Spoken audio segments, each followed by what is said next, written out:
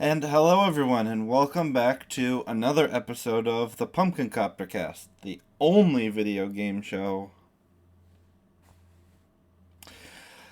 Yeah, so today I am joined by Steffen, and we are going to be talking about the soon to be released next year game Tiny Thor. That's right. I'm pretty sure it's going to be releasing next year. Oh, yeah. Sorry, I was just going by what it says on the Steam page. No, I'm just joking. It was like we've had a bunch of release dates that we were aiming for, and yeah, those have rushed past. You know how it is. Mm-hmm. So, Stefan, how about we start with a little bit of an introduction of you? Sure, yeah. So me and Jochen are basically the founding members or whatever of the team, and Jochen did this. Jochen is the programmer. I'm the game designer, and Jochen started this whole thing as a Ludum Dare game jam way back. I think in 2012. I joined the team or the project in 2017, I think. And yeah, I've been in the games industry or at that point, I was in the games industry for around like 5, 6 years. Mm-hmm. And yeah, when I started, I was just hired to do some very basic work and replace some old tile sets with new ones that Jochen got. Mm-hmm. And yeah, slowly my responsibilities grew. I gave some suggestions, and we increased the complexity and the scope of the game bit by bit, secured funding, and made it the game it is today, which you can see in all our development upgrades. And yeah, it has come a long way. And nowadays, I think my official title is game director. And yeah, I'm responsible for game and level design mostly. And I also do lots of coordinating and project stuff. Yeah. Okay, and Stefan, when would you say you first came across video games, just like as a thing to do? As a thing to do. So I had two older brothers, and they told me how to operate our C64. Mm-hmm. That was my first contact with video. I think it was actually a C16. We also had one. I'm not sure if I played on that one first or on the C64. And I became quickly fascinated by it. And fast forward, like, I don't know, 15 years, rather like 10 years forward, I started dabbling, I think it was mostly with the Warcraft 3 map editor. I think that was my first foray into actually trying to make something with like a video game. And yeah, I've also dabbled in Duke Nukem editor a lot and the Unreal editor, the first Unreal game. Yeah, that's kind of like where I had my start, I suppose. Okay, and what would you say was your one of your favorite game or games growing up? I think the biggest impact on me had, I think it would be Warcraft 3, I say. Also because of the custom game scene that came with it, which was something not entirely new. I guess it was already there in StarCraft, but the editor was way more advanced and allowed for much more genre breaking and not just like remaking RTS games. And Dota, of course, came from it, and I was hooked on that game and Dota 2, and in between a bit of League of Legends for many years. I think it's one of my most influential games. When it comes to platformers, I mean, we're building Tiny Thor, which is a retro platformer. I think my most influential game is Super Metroid on the SNES. Okay, and what would you say is one of your favorite game or games now? Right now, so I think the game that blew me away the most was Noita, which is like a 2D side-scrolling platforming game too, Mm-hmm. and it's done by some Finnish guys. And the premise or the core mechanics is that or the tagline of the game rather is that every pixel is simulated, and it is very yeah, simulation heavy. Lots of interactions. You can blow through basically every wall, and it's very freeform gameplay. It's very interesting. Which yeah, that was a cool one. Okay, so if we were at like if you and your team had a booth at a gaming convention like PAX or something similar, and someone was walking by, what would be like the pitch you'd give them to just like get them interested right away? Oh boy, elevator pitches, right, right. So Tiny Thor is a retro or has a retro aesthetic, but try to come up with like a very um, hook, a good hook for the gameplay, a modern hook for the gameplay, which is our hammer, which is ricocheting through the landscapes and environments and hitting enemies and bouncing around, and you jam it between enemies and obstacles and you solve puzzles with it. So everything in the game is designed around this hammer mechanic, Mm-hmm. which is quite powerful. And we went to great lengths to find designs that work with it because it is so powerful. And I think it's a lot of fun to just throw it around and see what it does. And yeah, that's the hook. Not the most presentable pitch, I suppose, but there you go. Yep, and yeah. So I got set. Are there any games that you and your team can think of that like the mechanics or the visual style like led to what Tiny Thor is and what it will be when it eventually releases? Yeah, sure. So the art direction that we see today, if you Google Tiny Tour, you will find I think three games that you will think are different games, but it's actually kind of like the evolution of Tiny Thor. Mm-hmm. And the latest iteration of the graphics or the art style has been defined by Hank Nieborg, and he was a guy who was really really big in the 80s 90s Amiga scene, and I think Adventures of Lomax is one of his most lauded titles, and so that is kind of like the aesthetic that we had. That has been mostly influential, so it's kind of like the retro Amiga style or SNES 16-bit stuff. And from a gameplay perspective, I think we're kind of somewhere in between like Shovel Knight and Celeste, if I should pick like some more popular references. Yeah, but as I said, like it's mostly our hammer mechanic. We have lots of movement mechanics too, which are yeah, could be compared to Celeste, but we're not as difficult or not as mechanical as Celeste, I would say. Okay, and I'm seeing on some of the gifs on the Steam page that it seems like a big gameplay hook is that you seem to be able to aim and throw the hammer at various angles, kind of like if I had to pick an example, I know like Yoshi's eggs in the Oh, various Yoshi yeah. games. Was that like from the time that you and the team started working on it, was that always like a core part of the game, or is that like a relatively recent addition to it? Oh, yeah, it's very good that you mentioned it. It is a very influential game for us, and some mechanics and some controls are pretty much taken from it. Mm-hmm. So the aiming is kind of reminiscent of it.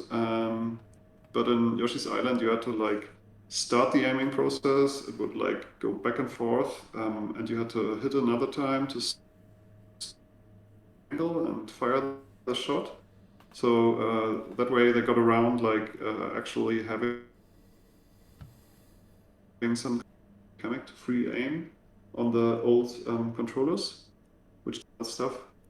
So yeah, definitely big influence on us. And we also borrowed something similar, like the the baby mechanic, which was kind of like your second hit point in Yoshi's Island. Mm-hmm. And when you got hit, the baby would float away in a bubble, and you had to retrieve it, or yeah, you were KO'd with the next hit. And we have something similar where a little heart balloon is kind of like popping out of you when you get hit, Mm-hmm. and you have to also retrieve it within a limited time frame. And it's kind of like trying to get away from you, and there's actually some little mean logic to jump away from you and make you chase it a bit. And yeah, you kind of have to estimate if it's worth the risk running after the heart or rather avoid the dangers on the screen right now. No.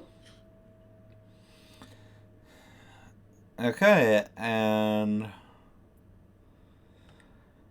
yeah, and uh, yeah, I'm also seeing on the Steam page that another mechanic is that So how does like the hammer work directly? Because I see in like one of the gifs on the Steam page that you can make it bounce between 2 points, and so does it keep going unless like the player like manually calls it back, or does it stop after a set period of time? Yeah, so the whole hammer mechanics went through a lot of iterations. If you look up some very old videos from the Game Jam game and so on, it was just like a heavy object that you threw in an arc and then it was lying there and you had to go there and retrieve it. That was like the very, very first mechanic many, many years ago.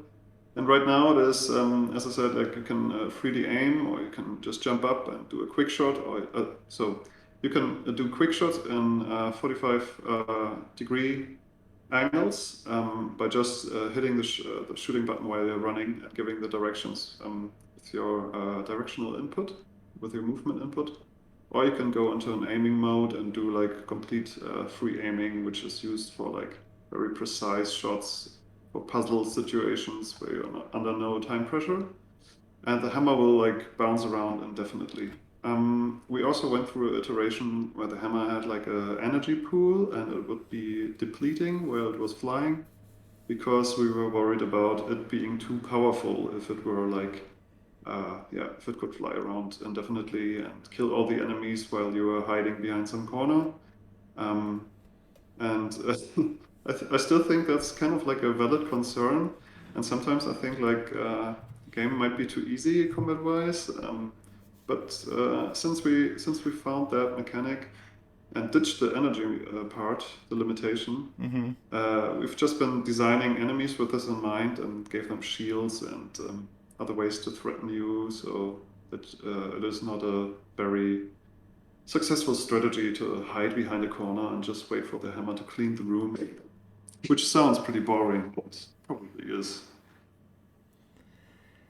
Okay, and you know, since the game is called Tiny Thor, you wield Mjolnir, and what I see, a very rainbowy looking structure that may or may not be a bridge. Is like this game gonna be like heavily based in like the Norse mythology, or did you just like have like the hammer and Tiny Thor as the name just because? So it is loosely based on Norse mythology.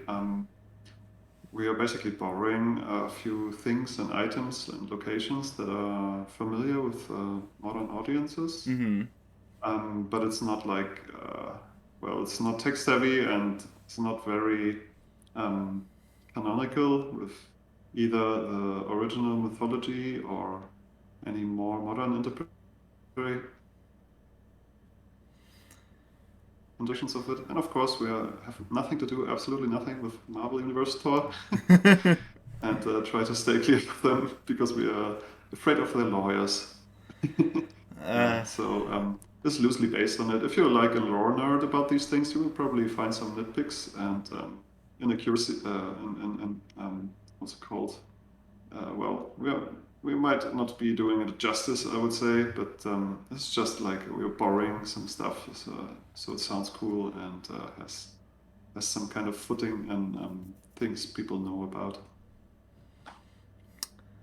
Okay, so when the game does eventually come out, how long, like, will the entire like development time have taken from start to finish? So I've prepared a little timeline here because I expected something like this. Um, if I should give like a realistic statement, I would say like 5 years probably. Oh, Um, but if we count everything from the first Ludum Dare game jam and all the breaks in between, the game started out in 2012. And if you want to do the I'm a solo indie and I've been developing this game for 25 years and I've gotten 5 kids in between. My beard grew to this length while I was developing it. Then yes, it took us 10 years, but that's kind of like disingenuous, I feel. Yeah, so let's say 5 years is about the proper development time for this one. okay, and I know it says that you're planning on releasing in 2023 next year. At the time of this video happening, is there like a specific like time in next year that you want to release it that you feel like will lead to like the greatest success? Like, are you planning like early or maybe like later on in the second half of the year? So currently we are scheduling for a release end of first quarter. Might be that it gets delayed into the second quarter of 2023. But I'm pretty confident that we will hit that time frame. Okay, and like it currently has a Steam page, but you know if all goes well, do you and are there any other platforms that you would love to bring it to when you get that opportunity? Oh, it will definitely be released on Switch and Steam simultaneously. We also already have someone who agreed to do the porting for Xbox, I think. I'm not sure about PlayStation. PlayStation is pretty bad market for retro indie games. People seem to be more like looking for high fidelity current gen games there. So PlayStation is up in the cards, but yeah, not a must-have for us. But we're definitely releasing on Switch and PC, which are like the best platforms for such a game. So it's only a logical conclusion to do so. Okay, and like I can see in some of the like on the Steam page, it has a live stream of like the rest of the team playing it, and I see like on the top right that there seems to be like a count of getting all the gems. So aside from the combat and the physics, would you say that this game is like a collectathon platformer of some kind? Not really. We have some. We basically only we have very few items actually that you can find. Sometimes I feel that might put some people off. So it's definitely not a collectathon. Mm-hmm. And So there's like in between power ups and score objects. So what I would say is we have these secret hidden gems that are either like hard to obtain or like they require you to be very perceptive and figure out some secrets or go through pretty hard and tough platforming challenges to get.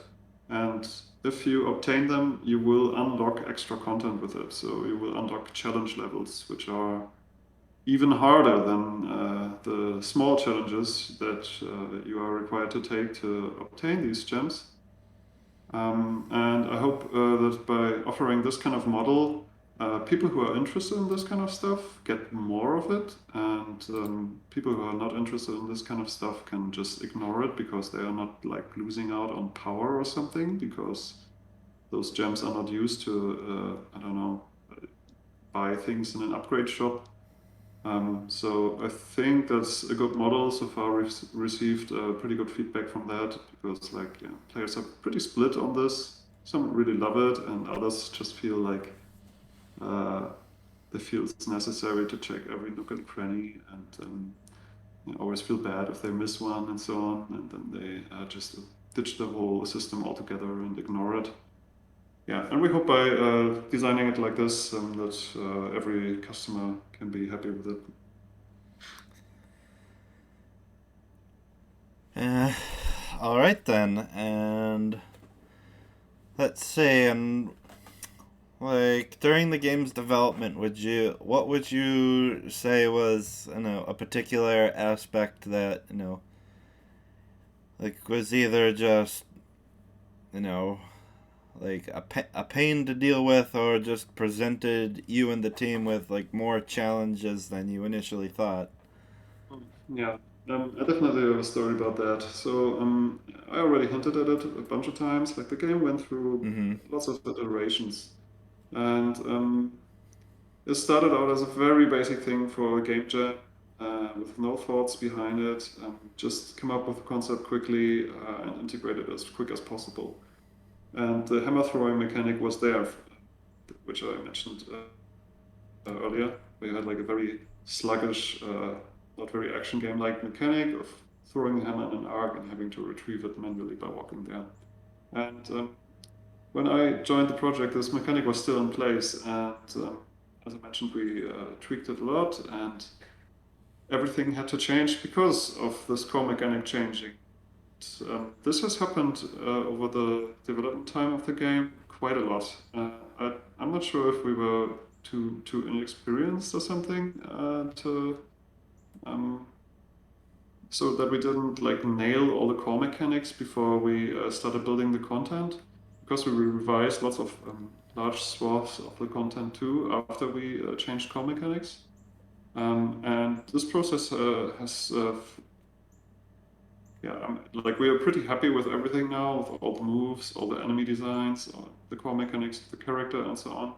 So that we are finally in the latest and last iteration of the content, of the levels, and so on. And we don't have to be fearful anymore of like something changing and then, uh, yeah, content breaking, or not being fun anymore.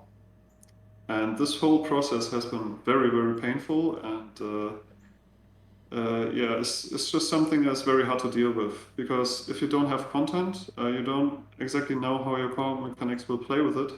But if you like, it's kind of like a, uh chicken and egg problem in a way, and that has been pretty hard to deal with.